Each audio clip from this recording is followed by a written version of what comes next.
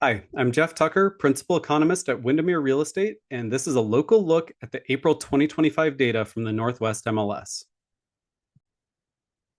Last month, I said our local real estate market was on a roller coaster, and that proved true again this month as sales trends turned sharply downward after a strong March.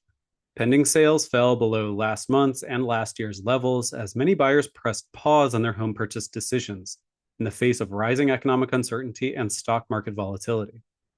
So right here are the four key metrics I watch to track supply and demand in the market.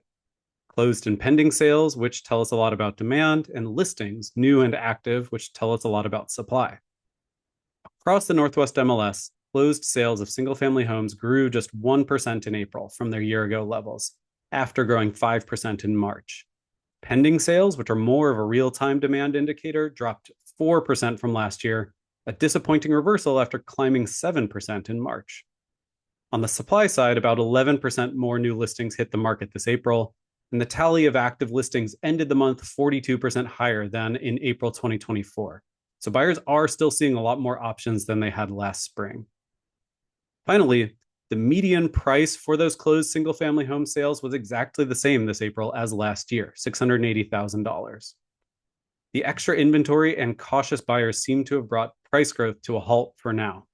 So putting it all together, the market is looking very balanced across Washington now that buyers have taken a step back in April, as they're taking time to digest the impact of tariffs and stock market volatility. So now I'll dig into the four counties encompassing the greater Seattle metro area, where buyers actually pulled back even more. So residential closed sales dipped 1% year over year here in the four-county region, largely due to a 2% drop in King County. They also dipped 1% in Kitsap County, they climbed 2% in Pierce County, and they're flat in Snohomish County.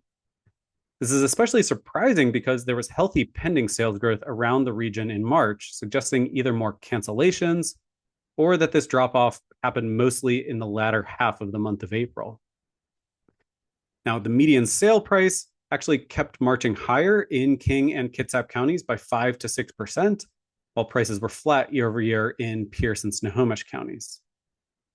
Now, looking ahead, pending sales dropped 8% in the four-county area. They were down 9% in King, 10% in Kitsap County, 9% in Pierce, and down just 4% in Snohomish County.